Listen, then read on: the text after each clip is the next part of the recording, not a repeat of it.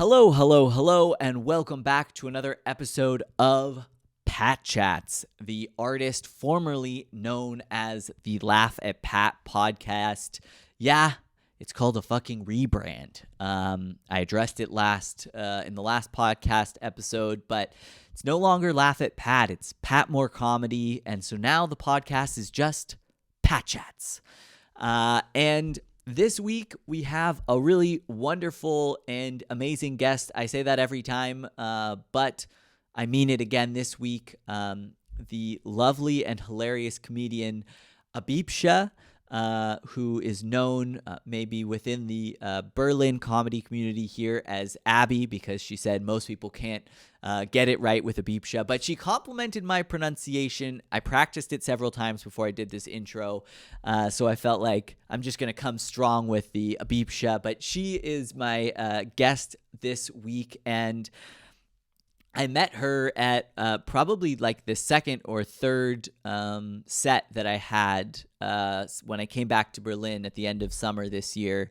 And she has an infectious laugh that makes you, that you're grateful for as a comedian when you're performing. Sometimes when the audience doesn't give you any reaction, but then you just hear one comedian in the back laughing, that's all you need to keep going and, know that there's something maybe in this joke. So she definitely has one of those laughs. And then I got to start to see her perform at various shows here in Berlin. And she's just really funny. She has like great joke writing. I love kind of dark, fucked up jokes. And she has some really great dark, fucked up jokes. And I thought she was really funny and was always really sweet and friendly and nice to someone like myself who sometimes feels awkward showing up at shows and, how to fit in with the other comics or whatever. And so I asked her if she would come on the podcast, and she was kind enough to come join me, and we talked about her life growing up in India, going to boarding school, some of the kind of struggles between cultural expectations that she had and her parents had, her process of coming to Germany, which is kind of she took a big risk to be able to come here, and overcame some hurdles and obstacles, and she had some fun stories to share about that. I laughed, and I thought I was really fascinated by her story, and we talked about her journey and what kind of led her into comedy, which was really interesting and fun to hear about. And I got to ask her a little bit about her comedy creative process, which is something I'm always interested in as someone who's trying to refine that process myself, or maybe just get a process at all. And so, yeah, it was a really lovely and interesting conversation. If you want to see more of Abby, follow her on Instagram. She has some great stuff on there, and you can find all of her shows on there. The link is in the description below. Go see her bi-weekly show if you're in Berlin. It's a great one at Caracas Bar. And the link for that is also in the description below. So definitely check those things out and support those. And without much further ado, let's get into this conversation with the sweet and incredibly funny Abhipsha. Enjoy.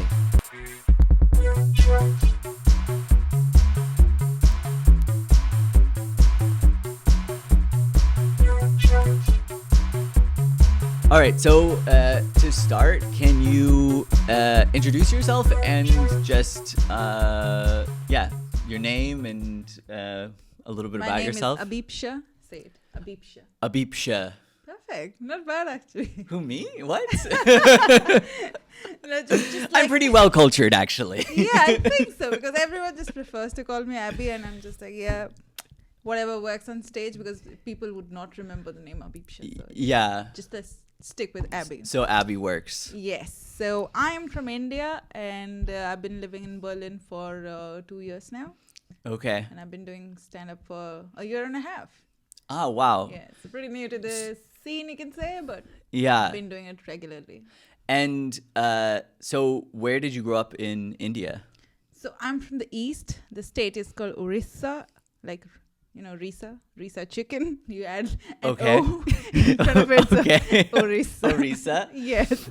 And I'm from a really small town. It's called Puri, but the population is the same as Berlin. Really? Yes. And is it like pretty dense, or is it I mean, it's India. We are 1.3 billion people. So even a small town is huge. yeah, okay. Yeah. But I'm just trying to, well, okay, first of all, for people like myself, I always like ask people where they're from in places, and then I'm like, that I have no idea about anything because I'm stupid. So like, just like if you were like on a really like as if I were like a 5-year-old and you were like geographically, here's India. Is it like north, south, It's in the east. east? So east, like northeast, central east? No, just east. Just east. Yes. Okay.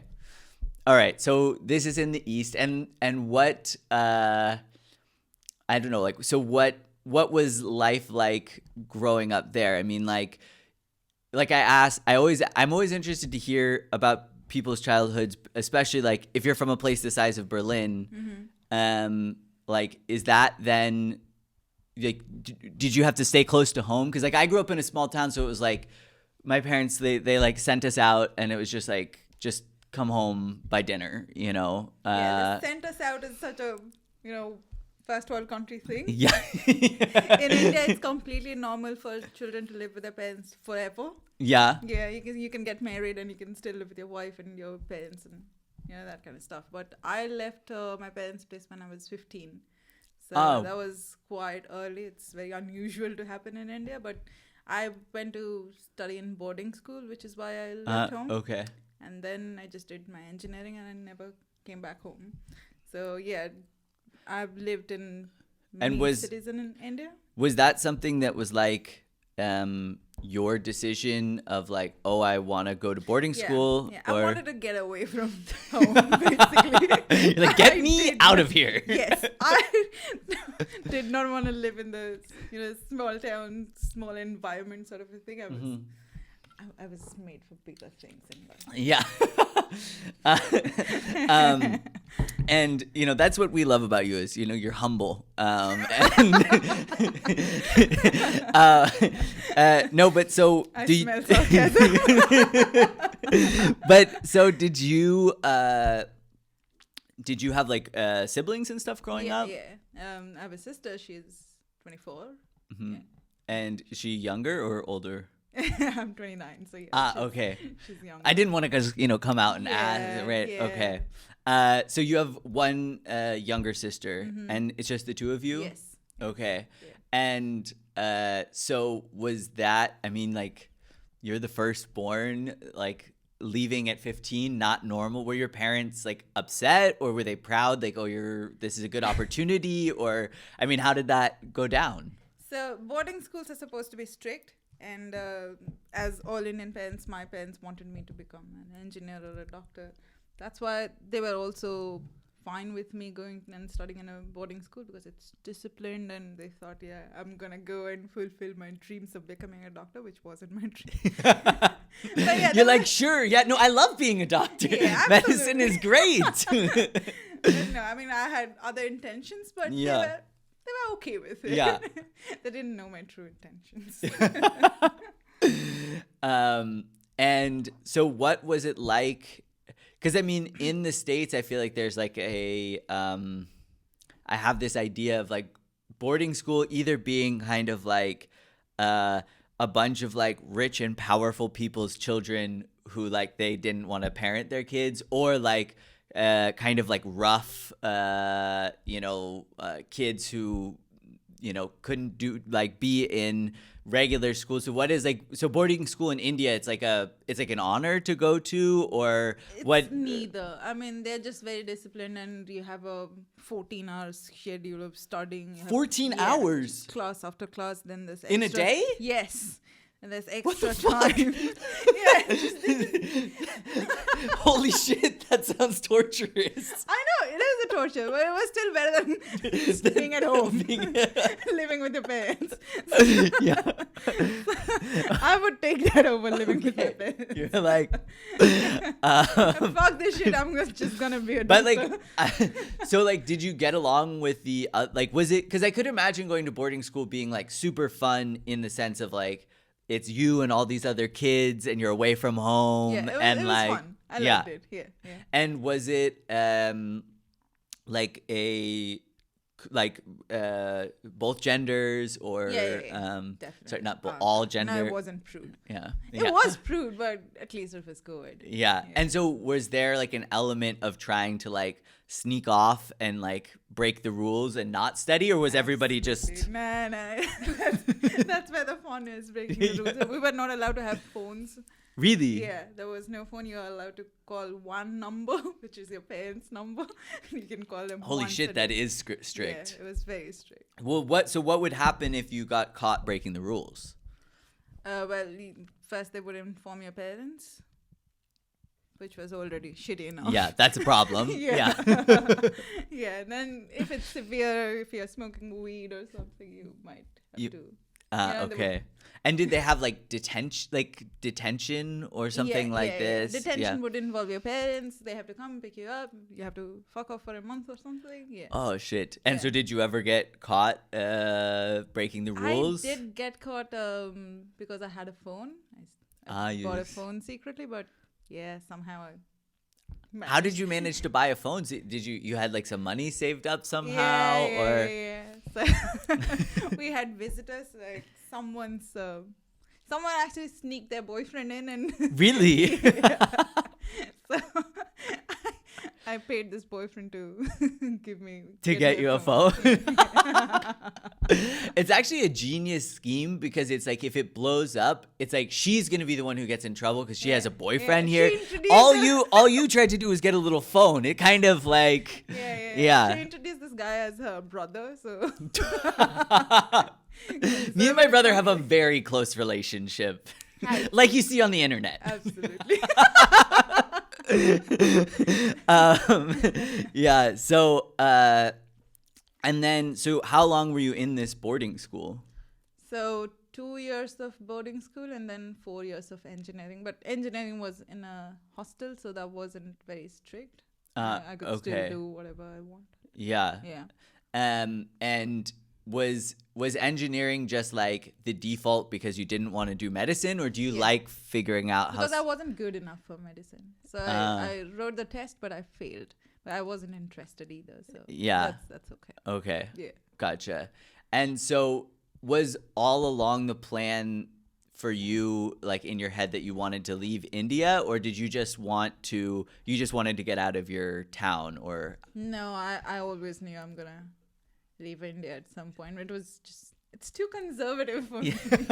Well, what makes India like conservative? So you do, for me, I never knew there was another profession outside of engineering and medicine. Yeah. So everything is pre-decided. So by the age of 22 you graduate, at the age of 25 you get married, by 30 you have children, so everything is already decided. And this concept of arranged marriage and women's rights. So if it's for a woman in India, it's very difficult, because not just because of the rape threats and all that shit, but also it's very sexist. So even though I was working for huge corporates, sexism in corporates was a huge challenge for me. So even if you do well in corporate, even if you're climbing the ladder, people would say, she's a woman, she must have sucked a dick to climb the ladder. So I just wasn't interested in that kind of culture, and I couldn't take it anymore. So I knew I was gonna get out. That was something I kind of wanted to ask, but I didn't know how to do it like politely somehow. But like, so if your parents are like, they want you to be like a doctor or something, but then there's also this expectation that you should be married at 25, like they're like, work, like ruin your youth so that you can like stay home and eventually, or is the idea that like you get married and become a parent, but then like you're still also working, or whatever your husband wants. So like the goal of many women that studied engineering with me, my classmates, a lot of them did engineering so that they could get a nice guy to get married to. So the goal of engineering wasn't you get a good job, it was you get a good husband. So you're almost like you're picking, like some of the women were like picking what they study because they're like, this is what I want my partner to do. Yeah, right. Okay, wow. That's what about, fucked up. yeah, that's fucked up. But so what about like for your parents? Were your parents like, are they upset that you're not married now, or are they like, were they more like yeah, fuck yeah, go after your engineering thing? Yes, they or wanted me to definitely have a good career before getting married, but then when I got a job and I was all settled, they were, it's time now, you should get married. But when I was 26 and now I'm 29 and I'm still not doing it. They're like, I know we really pushed you into this engineering thing, but maybe we want to. It's time. You got a job, you got your life figured out, so now it's time to get married. And my mom is in India, but she found an Indian guy in Denmark and she's trying to arrange my marriage with this guy. He's like, he's from our town, he's in Denmark, you don't have to come back, just marry this guy. But don't, like, you have a partner, right? Am I remembering this correctly? Not anymore. Not anymore. Okay. But you were dating a German guy? Yeah. Okay. So, and did your parents know about that? No, my parents have never known anything about my relationship history. So see, I left home at 15, so we don't really have that emotional bond anymore. I mean, yeah, from there, they're like my one-sided lover. Yeah. They're a bit clingy. Yeah, they call me 3 times a day just to ask what I'm eating and if I'm getting enough sleep, and that's basically it. Yeah. We don't really know anything about each other. Okay. Yeah. And is that hard? Yeah, I mean, I would like to have a real bonding with my parents, but I just know that it's just easier if you just lie and not say anything, because it's too difficult for them at this point to understand how my life is and what my thought process is, because they have grown up in a very conservative environment. They would never understand, my lifestyle. Yeah. And were you like, I mean, you mentioned like some of the other girls like in your engineering school were like they're kind of trying to meet like an engineering guy, but were there other people that were more like, or other girls who were like-minded like you, who were kind of like, very few. Yeah, I can say like 3 of them. Yeah, there were 120 people in my class, but like 3 of them have jobs. Yeah. Wow. Okay. So did that make it hard to have friends? Like, could you get along with those type, like the girls who were just like, I'm like, can't wait to meet somebody, and not really. No. that was very difficult. Oh God. Yeah. It's super interesting. And so, do your parents know that you're doing like comedy and stuff? Yes. And how did that come up? So in the beginning, they were, yeah, probably this is just a hobby, it'll fade. But when it did not, they don't really know how stand-up comedy is, so they don't really know what kind of jokes I'm saying on stage and all that stuff. But once and you're like, and that's fine by me. And once I bombed really hard, and I was super upset, and my mom video called. My dad was also around, and they were just asking me why I'm upset, and I said, yeah, the show went really shit. I bombed. And then my dad was just really disappointed in me. He was like, whatever you do, you're never good enough at it. What the fuck? He did not care about stand-up at all. And Indian parents are so competitive. Whatever you do, you have to be really good at it. Stop talking to me for 3 days. What the fuck? Wait, that is like the craziest thing I've... I know. Whatever you do, you have to be brilliant. That's okay. That's wild. So you like, you think that maybe even if they, like, if you were like selling out a theater or something and they came and they're like, holy shit, Abby is telling some dark jokes. Yeah, they would not like it. They wouldn't like it, but jokes. they would see like a huge theater of people and they would be like, oh, she's would be slightly she's proud. successful, and we can It's time to get identify it. married Yeah. now. And what about your sister? Like, is she in school? She's very ambitious as well. So she is a lawyer. Okay. Yeah. And is she still in India or? Yeah, she's still in India. And- my dad was asking her to do engineering, but she She was like, she no. said, no, this is what my passion is, and I'm gonna do this. Good for her. Yeah. Like, does she also feel this pressure from your parents then? I mean, if she's like still in India too, I would imagine then it's like Yeah. extra heat kind of. That's true. But she knows unless I get married, she can't get married. So she's just chill right now. Is I'm that taking really- a bullet? Yeah. Is that really how is that how it is, or is that just like Yeah, I mean she's 24, so she still has some time. a year? Yeah.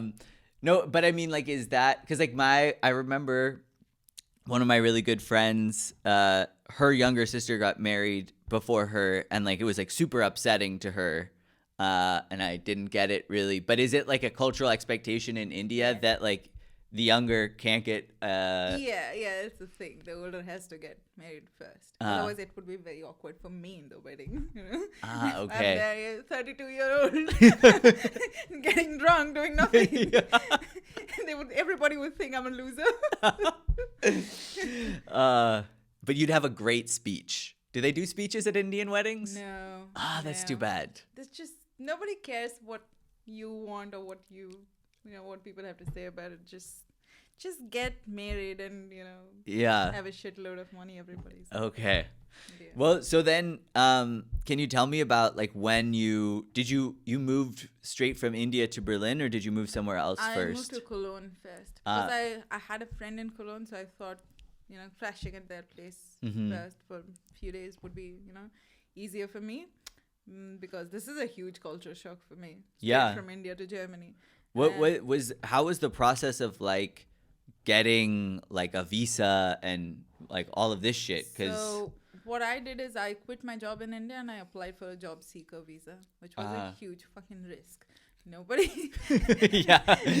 supported Your me. parents were like, Oh, fuck no, what's gonna happen if you don't get a job? So were you living at home when you did that, or did you I mean, I never lived at home. you were like, Yeah, so I was living in the city called Bangalore, which is the IT hub of India, and I was working there for 5 years, and then I was working for Deutsche Bank. So in India you were working. Okay. Yeah. So from there, I thought I have that on my resume, so it might be easier for me to get a job.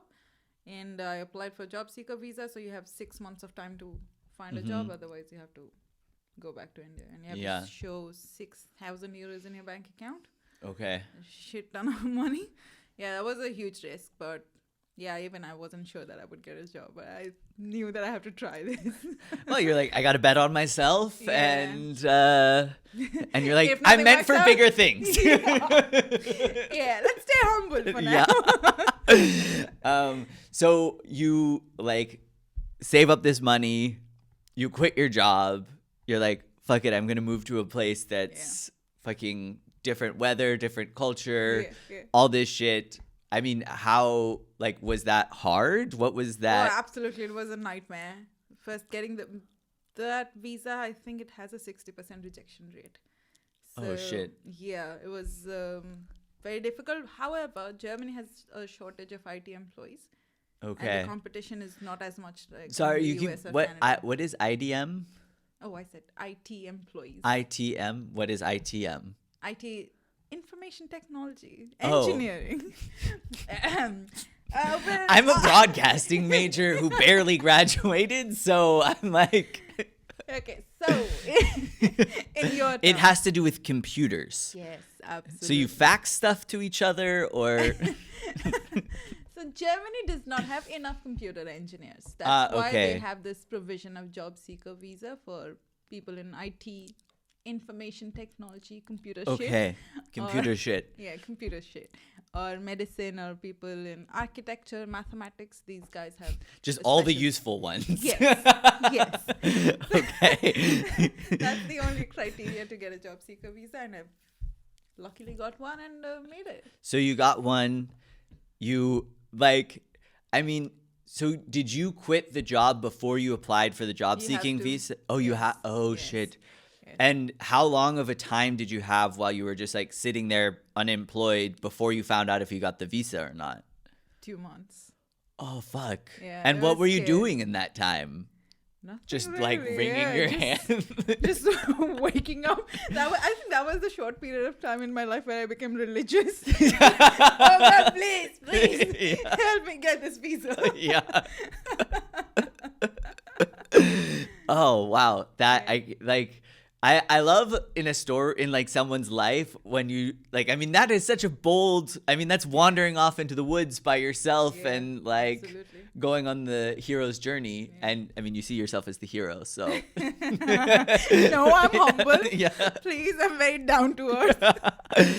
So, and then you arrive in Cologne, you're staying like with Yeah. your friend. Yeah, yeah. And what was like the biggest like difference that you struggled with? So I met this friend when I was backpacking in India. Mhm. So we met at this place which is famous for drugs and Russians. Okay. Yeah, Fun. It's called Goa. So Yeah. you know Goa. Yeah. Yeah. So we met in Goa, and when I applied for the job seeker visa, I told my friend that I'm moving to Germany. So he said that you can crash at my mother's place for a month until you figure out. And so I was like, Germans are really friendly. All the Yeah. stereotypes are not true. And then I came and I started living with this family. So this guy was living with his sister and his mother.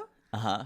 And in the kitchen, they had separate shelves and everything was labeled in their name. So the mother can't eat her son's ice cream, which was so weird for me.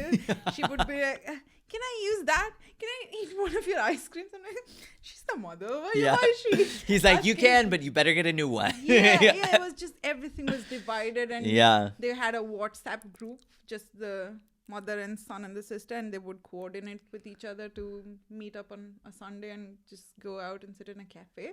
That was just so weird for me because in India, families are very close in knit, and For you, a little too close knit, it sounded like. It's like that for Yeah. every Indian family. Every Indian family has a WhatsApp group. They would start sending good morning texts to what have you eaten? What are you cooking? I bought a plant. To every fucking thing is on that WhatsApp group. I still talk to my uncles and aunts and extended family. So Yeah. Indian families is huge. And here I come, people are I don't know. They are labeling their food. That was pretty weird for me. Yeah, totally. Yeah. And so did you was it uncomfortable to stay with them, or was it like I was scared to, I might have fucked things up plenty of times. So we don't have a fire what's the alarm thing? fire Smoke- alarm Yeah, or yeah, smoke yeah. alarm? Yeah. Smoke detector. So we don't have that. And once I was using their kitchen to cook some stuff, and I was cooking some Indian shit. Yeah. There was a lot of smoke in the kitchen, and it went off. Jesus, the whole family. They were just so mad at me. It was very awkward, yeah. Oh shit. Ouch. I can just imagine like they're Yeah. Also, the kitchen slabs you guys have are made of wood here. Uh-huh. In India, it's either marble or granite, so you can put hot stuff on it. Oh shit. Yes, Yeah. I put a hot pan on it, and there was a mark on there. Ah. Jesus, yeah. That was the last night I spent at that place, and then I left. I had to find my own place. Yeah. Oh, shit. That was very That was the awkward. final straw. They were like, yeah. They were like, did they just send you a message on WhatsApp? Like, no, it was very indirect. So the mother told the son, and the friend, he was like, we have been living in this apartment for 11 years, and there's not one mark anywhere, and you come, and there's a mark in my kitchen. That was very awkward. I'm like, okay, thank you for everything that you have done for me. I need to leave now. But yeah, I really appreciate that they took me in when I had no fucking clue where to go. And so, and were like, you're trying to find a job during this period? Yes. Did you find one by the time that you had to leave there, or? Not really. What I fucked up is I was applying for jobs in Cologne and Dusseldorf and that area where there's not many English speaking jobs. Yeah. And I applied to 206 jobs. Holy shit. Yeah. And I got through 3 of them. So one was in Munich. They were paying a shit ton of money, but it's Munich. I don't want to go there. And then I applied to 2 jobs in Berlin, and I got both of them because Berlin has plenty of... Because you're the shit. No, No. because they have shortage of employees. Okay. So it's relatively easy to get jobs. I did not know that. So, yeah. Yeah. So then you get the job in Berlin and you move to Berlin. And I mean, is there anything that I'm always just interested, like, because, for me, I feel like Germany is not like so culturally different than the States or anything, or it's not like a huge culture shock to be here. But I do find myself like, even in the grocery store, there's just like certain things that like I can't find that they have at home that like bothers me, or like I don't know, it's like stupid little shit that I miss from home. And so I'm always interested when I meet somebody else who's like living somewhere where they're not from. Is there something that you like really miss from back home? I mean, they have Indian stores here. You can literally find everything. I figured it out because my company had a lot of Indian employees.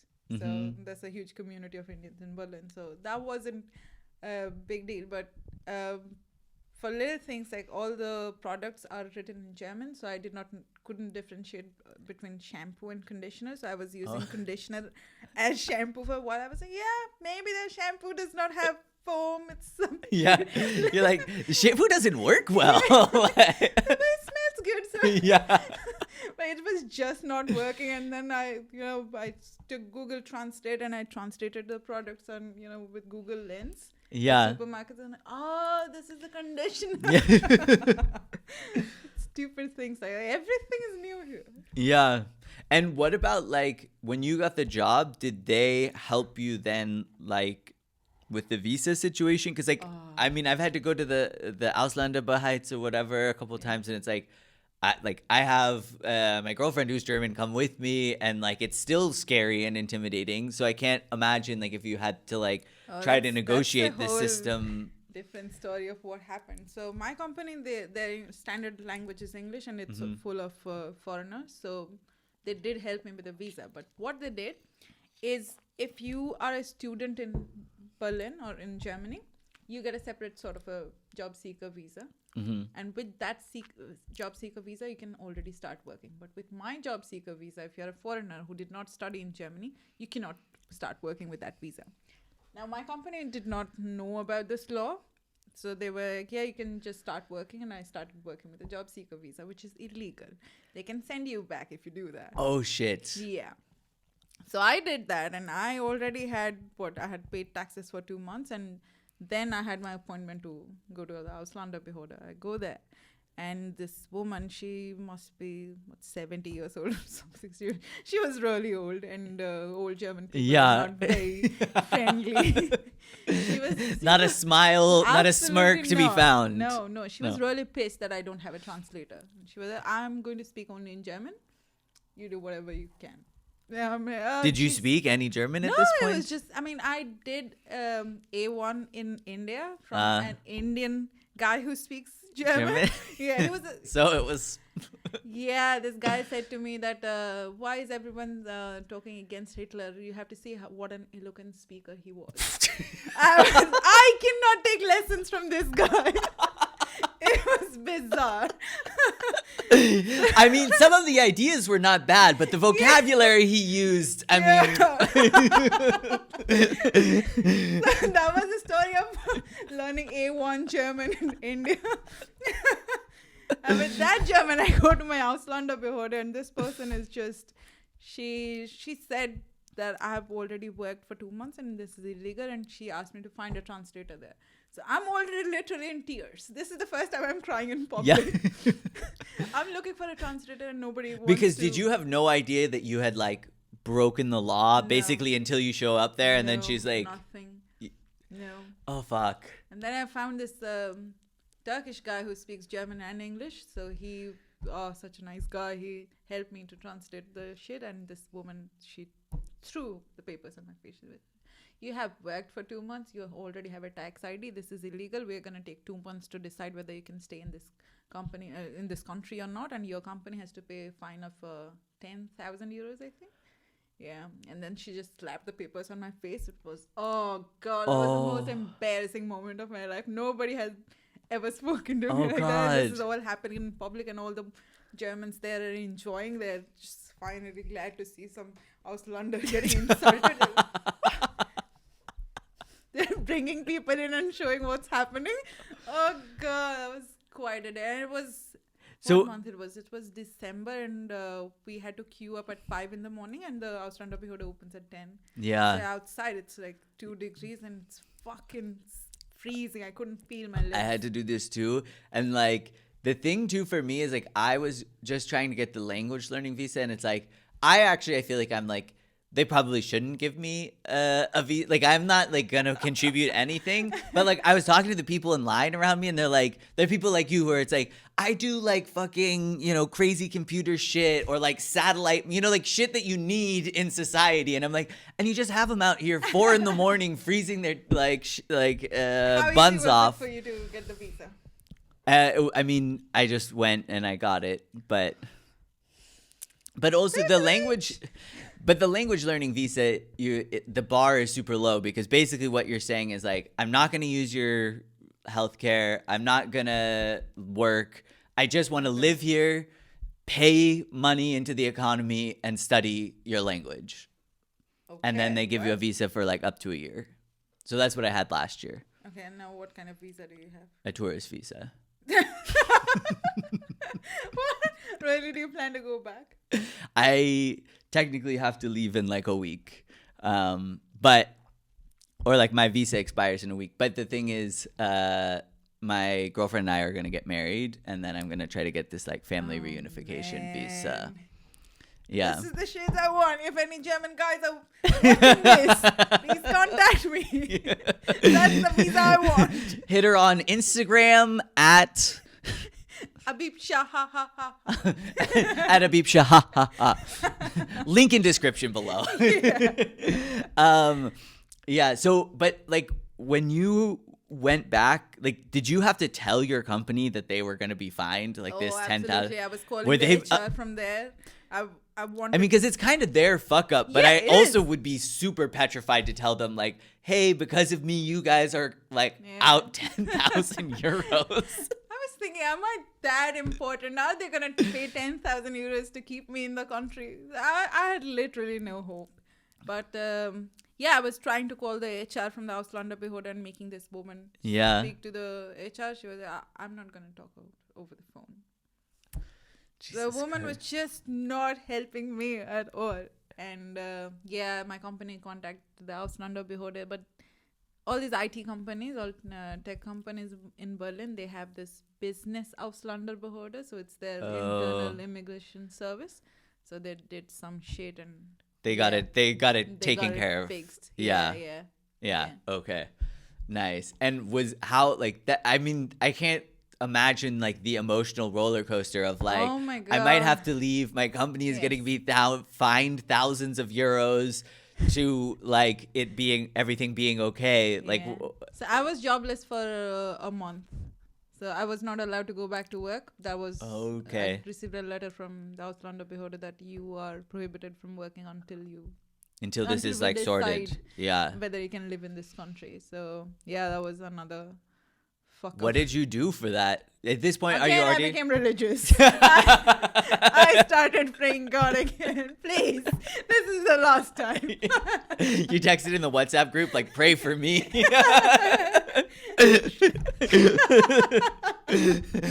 Oh God, that was terrible. And then somehow it got sorted in 25 days, and I got 2 months payout. Really? Yes. I got paid from my company and took all the money and went to Budapest. I deserve this vacation after all the trauma that I have. Honestly, you do. And that's on them. They should have fucking known that your visa. I had 0 friends in Berlin. I knew no one. I had nobody to say all these things to, and I had nothing. I didn't know how to sort this out. But there was this guy from Texas in my company who just did You know how Americans are super friendly. Yeah. He was the only guy that I could go to, and he sorted the whole thing out. Yeah. I always like my butthole tightens a little bit every time someone says, you know how Americans are, because you never know how it's gonna go. Like, is it gonna be something good? It's like, yeah, we are friendly, but it could have also been like loud or racist or obnoxious. Yeah. No, that's good. Yeah. So then, when do you like start to like get the idea to get into doing stand up? So right after I got back from Budapest, I was living in Spandau at the time. So there was literally nothing happening in my life. So what would you do for fun? So there was this Irish pub on the ground floor, and I was living on the third floor. So I would just go down. There were all these 70, 80-year-old grandpas playing darts in the Irish pub, so I would go and play darts with them. Really? Yes. This was my route. There was a pizza place. If you get a Irish sitcom pub. at some point, please include that. Should be part of like you just like playing the darts grandpas. with like 80-year-old German men who I'm guessing don't speak a lot of English. Nothing. There was just no communication at all. We would just play darts, and if we hit a bullseye, woo! Yeah. That's all the communication. Ja gut. Would smoke a lot of cigarettes Yeah. in the pub. Nobody ever visited the pub except for the grandpas and me. Yeah. That was so much fun. But yeah, Some of the best times in my life. Unfortunately, they're all dead now. Then I started taking bouldering for a hobby because everybody in Berlin does that. I bought a pair of bouldering shoes and just started bouldering. And I jumped from how low? I think it's 3-meter wall or something. Yeah, I jumped and I landed on my toe and I sprained my toe. So, and since I was in Spandau, I could not find an English-speaking doctor. So I was limping to work every day, and that was the end of my bouldering career. So I thought, no, this is not for me. I have to take up a new hobby. Okay. So I thought of going to stand-up comedy shows because stand-up comedy is huge in India. But the part of India that I am from, there's no concept of stand-up. Nobody, people see it as a disgrace. Really? Yeah. Any theater or performing arts, it's a disgrace. In India, there's just 3 professions: doctor, engineer, or disappointment. But, but like, what about? Because there's like a huge film industry in India, Yes. right? So would what if you were working in the film industry? Would they think that's Absolutely. So India the contrast is huge. So mostly it's middle class people who want their children to have all these, white collar jobs. yeah. So you might make a shit ton of money in Bollywood, but Bollywood or modeling is not seen as a good career. Yeah. You're not a good woman if you Yeah. have all these jobs. Okay. Yeah. Yeah. Gotcha. Yeah. So what part of India is stand up like popular So then? It's in the And remember, you're metropolitan- explaining this to a 5-year-old. So north, south, east, west. Okay. So it's in the metropolitan cities. So Okay. there's the capital, which is Delhi, Mumbai, which is the Yeah. Bollywood hub. There's a small scene in Calcutta, which is from the east, which is where Yeah. I'm from. Yeah, those are the major, and Bangalore, of course, because it's just the IT hub. All young Yeah. people, IT professionals are there. So it's like in a lot of places where it's like in the cities, the culture is kind of, there are different priorities or things that are liked differently. yeah. And yeah. Exactly, but there's not much family culture. It's just Bangalore is a city where there's more immigrants rather than the local people. So Okay. it's only IT professionals. So in an environment like that, doing stand-up is super easy. Yeah. There's nobody judging you. Yeah. Yeah, but if you live with your parents, it's a whole other story. You can't say, "Oh, I'm going to perform my stand-up thing." Yeah. They just think that you just go on stage and say jokes. Yeah. That's all they think about stand-up. And my mom is like, "What kind of jokes do you tell?" I can't discuss that with you. Yeah. It's interesting because like obviously I think we're both like big comedy fans, and so like I've watched like an obscene amount of comedy podcasts, and something that both Aziz Ansari and Russell Peters both talked about is like that this was like a huge like market for them, but those were like, and they were talking about also like that like people more like their parents' age, not like people their age necessarily, that were Indian, that were like really coming out and to their shows and stuff. So do you think that's more because those were more like people who had like left India, or? Yes. So the scene in India is very young. I would say, 5-6 years, Mm-hmm. the stand-up comedy scene. So it's not that, it's still flourishing. But again, since in India you can't touch a lot of topics, you can't talk about religion or sex or politics. So they're still doing flight observations and jokes like that, jokes that wouldn't land you in trouble. So I wouldn't say that the scene is very mature.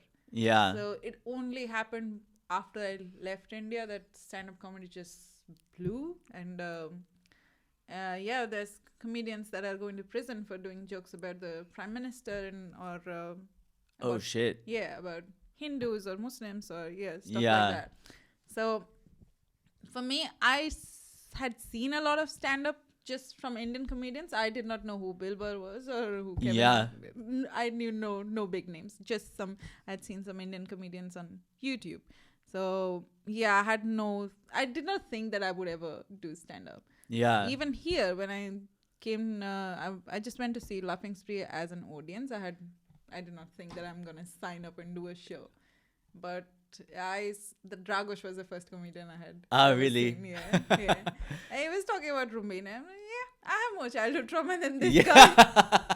I can do this. Like, hold my beer. Yeah. So, I want to talk about like then what led you in Berlin to like get into doing stand up. But your first exposure to stand up was kind of like these clips on YouTube in India. But like to go further back, do you remember like what kind of your first exposure to just like comedy more broadly was as a kid? Like were there, is there some version of like The Tonight Show that was on TV, or was it movies, or family members being funny? My mom is funny. Yeah, she's naturally funny. But there were no shows like SNL or anything at all. There was no talk show. The Indian comedy that is on TV is very much like the WhatsApp forwards that you send, like jokes. Yeah, it's not stand-up. That's kind of comedy in what we have in India. So when I was a kid, I did not have any exposure to comedy. It was just a great way of, talking about my childhood trauma on stage, which got me into comedy. But when I was living in Spandau and I was jobless, I had nothing to do. I was watching The Marvelous Mrs. Maisel on Prime. Yeah. Seen that? Yeah. And right after that, Amazon suggested me this documentary about Just for Laughs. Yeah. Mm-hmm. You've seen that? I don't think I've seen this. Stories. Yeah. Yeah, I haven't seen this. It follows the journey. Which is weird because I fucking live for this kind of. Oh, really? Yeah. Oh, it was so good. It would follow the journey of 5 comics who made it to Just for Laughs. Okay. Do you know Rosebud Baker? No. Okay, her special. And I want you to know that my ego right now is a little bit hurt because I always feel like I'm the one who knows like the most obscure comedians and like comedy documentaries and stuff. And now I'm 0 for 2, but it's fine. I'm just going to move on. No, it's fine. I've only been obsessed with this since I was 16, but what? Really? You know that much about comedy? No, I literally knew nothing. Whatever I've learned is in the lockdown period. That's when I watched Paper Tigers. That was the first, real special I watched. Yeah. Nice. Yeah. So you watched this Just for Laughs documentary, and who's this comedian again? So Rosebud Baker. She's an up and coming comedian. I think she's from New York or she's LA. I don't know. Okay. Yeah, New York or LA. But she says this thing in his Just for Laughs set. She's like she's talking about her abusive ex-boyfriend, abusive alcoholic, and she's like, he was too drunk to land a punch. And that struck a chord with her. Wow, you can say all this stuff on stage. I want to do that. Yeah. And that evening, I went to see Laughing Spree. Mm-hmm. And was that the first time you went to see Laughing Spree? Yes. Okay. And then after the show, I just spoke to Chris and Dragos. I was like, yeah, I think I have some ideas I want to talk about. And Chris asked me to sign up, and the following week I performed. Really? And how was your first performance? I think it was my best performance till date. Really? Yes. Because I had absolutely no pressure. Yeah. I'm new in this country. Nobody knows me. If I bomb, I'm never coming back to this. So there was absolutely no pressure. While now I have to think, oh, these people know me, or the comics are going to make fun of me. I'm going to bomb. So there's all this pressure. At the time when I did it for the first time, there was absolutely nothing in my mind. So I just went on stage and spoke all the crap that was in my head, and it worked. And I think audience really likes the beginner nervous energy. Yeah. Once you get confident, they're, come on, impress us. Yeah. Show me what you got. You seem like you know what you're doing. Yeah. It's just, they don't like the body language. They start judging you. Yeah. And was it a full room that night? Oh, absolutely. I think we had 72 people. Holy shit! Yeah. On that fucking boat. And what was that? What was that feeling like? I mean, I couldn't sleep at night. Oh, it was overwhelming. I was watching my own video and laughing, which sounds a little narcissistic. And you're like, this is really good. And it was very basic Tinder jokes and stuff like that. Yeah. So people were laughing at that crap. And I had to take the S-Bahn from Warsaw to Spandau. So I don't know how many times I rewatched my own video. Now when I think of it, it's cringe. And I watched my own video so many times, but I couldn't sleep at night.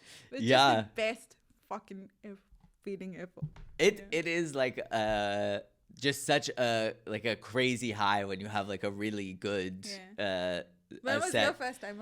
How old were you? So I started comedy when I was like 22 in San Francisco, and I did it for like 8 months, and I went to like a comedy college that was really pretty cringe. I could tell you a lot of stories about that, but you took classes? Okay. Yeah. But I mean, the cool thing was they had like a real venue that you could the real reason most of the people were paying to do the thing was because they had a venue you could perform at basically every night. So I did. You always knew you wanted to be a comedian. This is even more embarrassing, but like the thing was like basically when I was in college, I started listening to WTF with Mark Maron. Okay. And I just I got really into it, and then I was like, watching more and more stand-up specials. And then my senior year of college, I took my parents out to dinner. I went home for Christmas, and I was like, guys, I know I've been studying TV or whatever, but I want to be a comedian. I want your parents. Just fucking adopt me. How can your parents be so cool? Yeah, and they were like, whatever you like. I know. Yeah, I mean, it was also it was just, it's cringe also for me. I think back about it, it's I was very much when I was younger, the person who loved to say I'm gonna do something and then didn't really follow through. So then I quit, or I stopped doing comedy from 23 until 29, and then I started again when I was here. Oh really? So all these years you did not do comedy? Yeah. And you're still so good. Oh my God, this guy. Oh, stop it. Real talent right here. I am pretty good. Yeah, absolutely. I mean, Find My Father was the best fucking startup idea Stop ever. It. Yeah. No, but then I was here in Berlin, and I was gonna turn 30, and I was the thing is, it's not I stopped doing it, but I was the dream never left me. And then I was fuck, if I don't do it now, then, or if I don't try again now, I'm never going to do it. And I saw the sign out front of Cosmic at at Belushi's where it used to be. And I was fuck it, I'll give it a shot. And the thing is, the open mics I used to go to in the States, it's it would be a bar. There might be 2 people drinking there who didn't know there was a comedy show. And then just the other comedian, it was very low pressure in that kind of way. So it was just comics. Yeah, basically. Yeah, I mean, it was incredibly hard to do well, but on the other hand, it wasn't a lot of But how pressure. do you get real feedback if you don't have audience? Well, that's why I like it here better. I mean, I feel like Mm-hmm. you get like a much better. You can like get your bits to progress faster, I think. But then I showed up at Cosmic, and it was the show on the day before New Year's Eve. So like I think a bunch of people were in town to party, okay. and it was like same like 50, 60 people, and I was like, what the fuck? What did I get myself into? Like I remember saying to Darmander like, wow, it's a lot of people. And he was like, yeah, I've had people show up before and like get intimidated and leave. And I was like, oh. Okay. But then I went on and I did well. I did well. Actually, the funny thing is like I thought that I killed. And then I like last year at some point I went back and watched, because they give you the video. Yeah. Now it's. I had like one good bit, and the rest actually wasn't getting a lot of laughs, but I think it was just like I had a So couple weird. good reactions and those stuck in my head. Yeah. And that was like a high that I'll never forget. Yeah. Yeah. You can only pop your cherry once. Yeah. But so you go to the laughing spree, you have this like incredible experience, and was it just like immediately you were trying to sign up for shows all the time? Yes. Yeah. There was no stopping after that. I started on the 27th of January, and lockdown happened on the 4th or 5th of March. So I had only done 5 shows before the lockdown. Oh shit. Yeah. Okay. I also had this feeling where it's like I just got back into it, Yeah. and then it was the lockdown started, and you're Yeah. like, no, I found my thing. Yeah, Like- exactly. But then they reopened in between for 2-3 months, and I tripled up every night, and I did a bunch of shows. Yeah. Nice. And what I'm always interested to talk to people about, like, what is your like writing process or your like creative process or whatever? Because I feel like myself, I feel like I'm just like stumbling around in a dark room, and sometimes I find something good and I'm like, oh, I didn't know this was like something that people would like. And then sometimes I feel like I find something, I'm like, oh, this is gonna be great, and people are like, nah. Yeah. Like it's I feel like I haven't figured out yet how to know like what people are gonna actually think is funny of what I think is funny, you know? So what is your process? So there's a lot of comics in the scene who have this regular process of scribbling just random shit every day. That's too disciplined. I have still not been able to do that. I just have a random... And your dad's upset that you're not. Oh, absolutely. They're disappointed in me. I just have this random thought. I note it down on my phone, and then later I write it down to a bit. If you see my comedy book, I used to write starting from the good evening, guys. Thank you. That's been my time. I used to write all that. But now I'm just, I get a random thought and I try to develop it into a bit, but everything is on my phone. Okay. Yeah. And so you basically, like, when something strikes you, you jot it down in your phone. And then develop it. And do you develop it like, okay, I have a show tonight, so let me go through my random ideas and try to like flesh them out for performing, or do you just like, oh, I have some time right now, I'm bored at work, let me... No. I mean, the moment I have an idea, I just write it on my phone, and then later, whenever I have the time, I develop it. And I try to squeeze it in my regular set, so I don't do a whole new set, and I just put one new joke and see how it's working. Yeah, that's the other thing that I always have a hard time with, is it's like, how do you decide like working in new bits into your performance? Because like, I mean, it seems like a successful way to do it is like, oh, you start with something works, then you do something new in the middle, and then you close with something that works. Yeah. But then sometimes I'm like... You struggle to find a segue? Yeah, exactly. Well, like, also all my shit that works is about my mom's, and so when I want to do something different in the middle... Those are the best jokes ever. Oh, I love that bit. But like, so then it's like, I don't know. Yeah, sometimes I have a hard time figuring that out. And then also, sometimes I feel like, that's the other thing I struggle with, that I'm always interested to hear like people's strategies with, is like your refining process. It's like you have something that works, and it's like, do you keep tinkering with it, or do you just like keep doing... I change the order something like a word or a pause or the order, I have to change something. I always do it. And this legendary comedian once said to me that you should always open your set with your second best joke and close your set with your best joke, and in between just put all the crap that you can. Experimenting is in the is in the middle, and just opening and closing should be tight. Yeah. That's what I do. I don't change the first joke or the last joke. I just change things in between. Fair. Yeah. Oh, that makes sense. And so what when you, because like you're also like one of the, I have to say, I'm trying to butter your bread, but like you're really funny and like you have really good jokes. Like when I hear your jokes, like they're like, I'm like, that's like well made, you know? You really think so?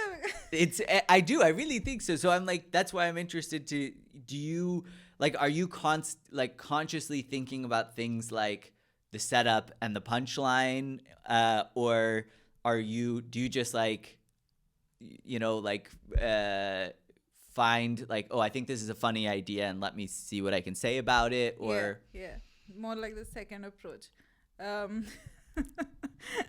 It's just no, I don't think I'm that good of a joke writer, but my thing is I can write really tight. I know where to cut the bullshit. Yeah. But then again, I am not very good at storytelling. Yeah, so I really need to hear a laugh every 20 seconds, otherwise just get nervous on stage. Yeah. But I'm doing it just for a year, so I'm not yet that confident, so I still need to hear that laughter. That's why I write jokes, like set up punchline. Yeah.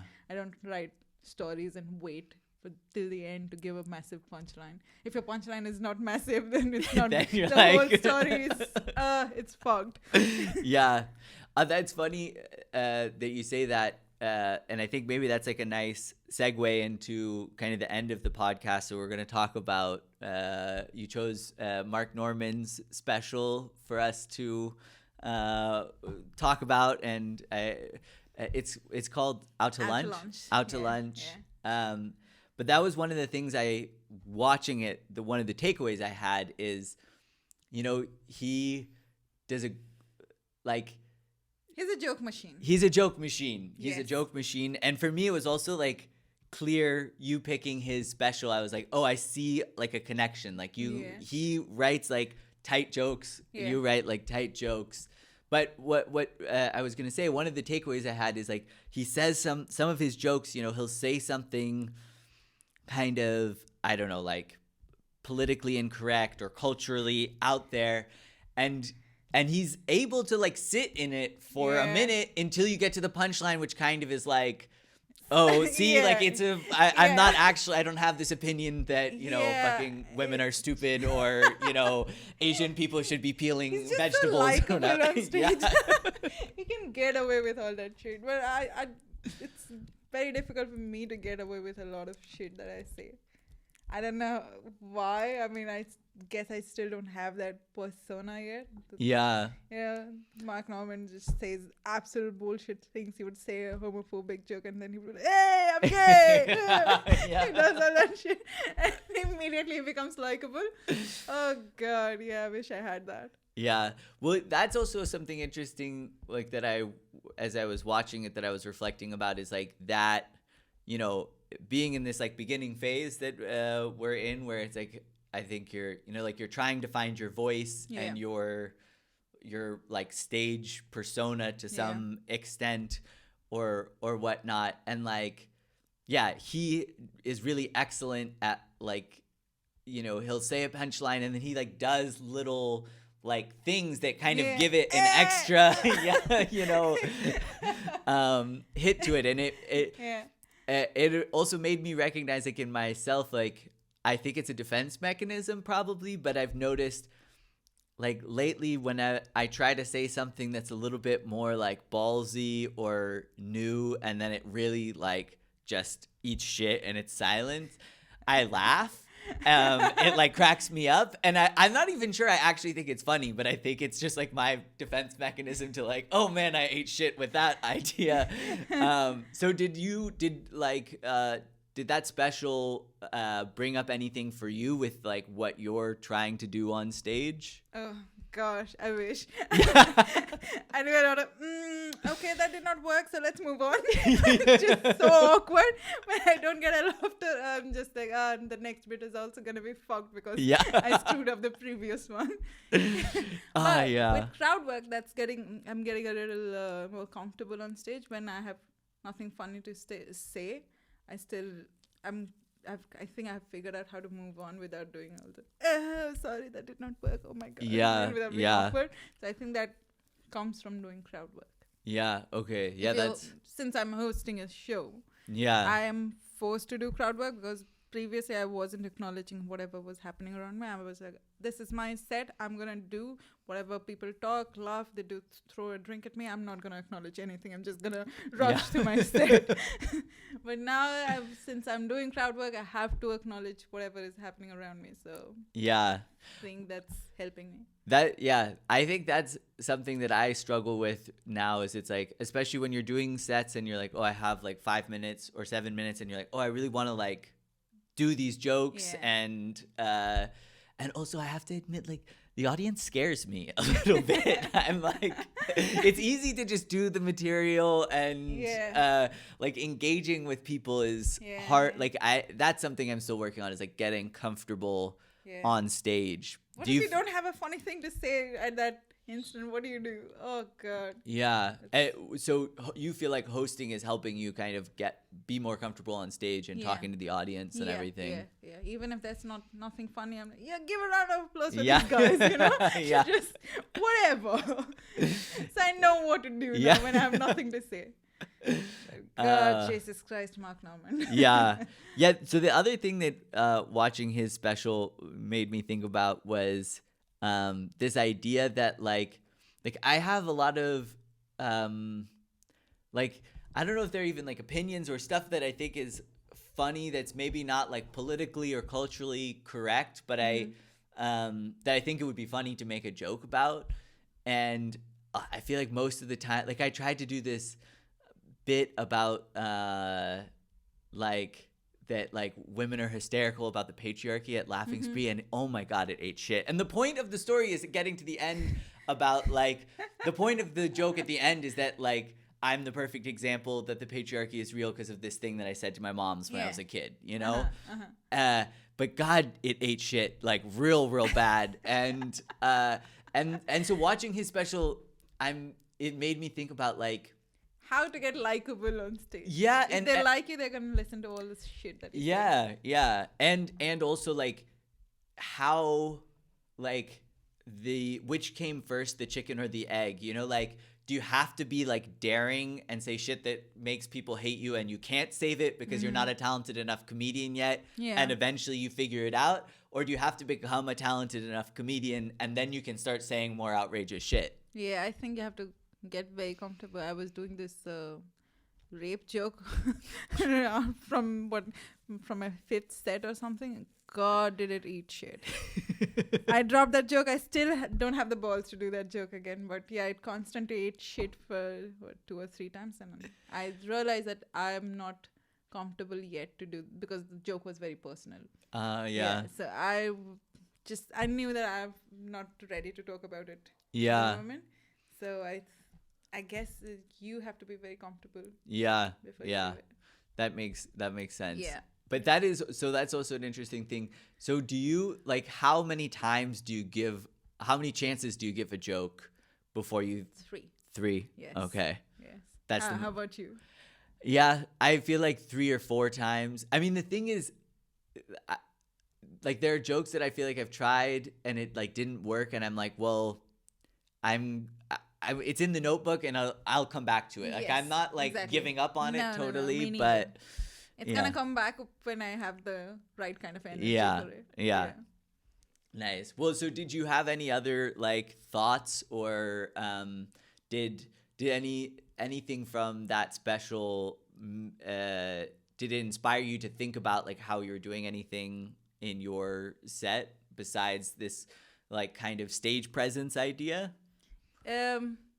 Just writing punchy, but now so now I watch Dave Chappelle's special. The controversial one. Yeah, he's doing a lot of storytelling. Yeah, he's the complete opposite. So I have one story which is 7 minutes of talking about Dragosh. The story has, the entire story is about Dragosh. And The famous TikTok comedian? yes, that guy, the Romanian guy. So I tried storytelling with that, and that set has become bomb-proof now. Really? Yes. Oh, that's awesome. Yeah, a story work, but I have a lot of tags in that story. Yeah. Which Dave Chappelle does not, because he does not need to do tags. Whatever he says, people laugh. Like, he said some random shit like, it takes one to give one. I'm like, what does that mean? Yeah. So once you get really famous, you don't even have to say funny stuff and people will laugh. Oh, yeah. But he's a great storyteller. Yeah. Mark Norman is the complete opposite. And as of now, I think I'm comfortable with the style that Mark Norman has. Yeah. I'm not comfortable with storytelling at all. What did you think of the new Dave Chappelle special, just on a comedy level? Because like for me, I watched it and I didn't think it was like super funny, but there were like there were just like one or two jokes in there that were like, holy shit. Like I was, like when you're watching something by yourself and you're like dying laughing, then you know it's a really fucking, yeah. Or for me, the one where he was like talking about how he had white people on the ropes. He's like, I almost had him. I thought this was his weakest special. My favorite one is obviously Sticks and Stones. What was that? Equanimity Bird Revelation. That was also a really, really good Is special. Sticks and Stones the one where he has the bit about like the LGBT people in the car? And he's like, you got the L's, you got the B. I think so. That is one of my favorite. Like, I thought that bit was so fucking funny. Yeah. It was also interesting to me that special, like, because I watched I heard like people were a little bit upset. And then I watched the special right after it came out. And then I feel like the controversy got like way bigger. Yeah. And it was weird because I was like, I feel like they're just doing exactly what he was saying that they were going to do in the special. And it's like, God. I mean, yeah. Yeah. But it was a great special. Yeah. Yeah. Nice. Well, so we should probably wrap up here as we're over an hour, but, Jesus, okay. Do you feel like is there anything that you want to add before we wrap up, or, before we do your promotions? You nicely mentioned that you host a show, which if you're in Berlin, you should definitely come to. Identity Crisis. It's a bi-weekly show. It's on That Saturdays. means every other week if you're not smart like me. It's on Saturdays at 6:30 at this bar called Caracas. So follow me on Instagram. I'll post all the shit. Yeah, follow you on Instagram, which is at Abhipsha. Abhipsha. Ha ha ha ha. Link in the description below. Link to the show in the description below. Yeah. Well, awesome. That was fun. Thank you for doing it. Yeah. Pleasure. Cool. Yeah.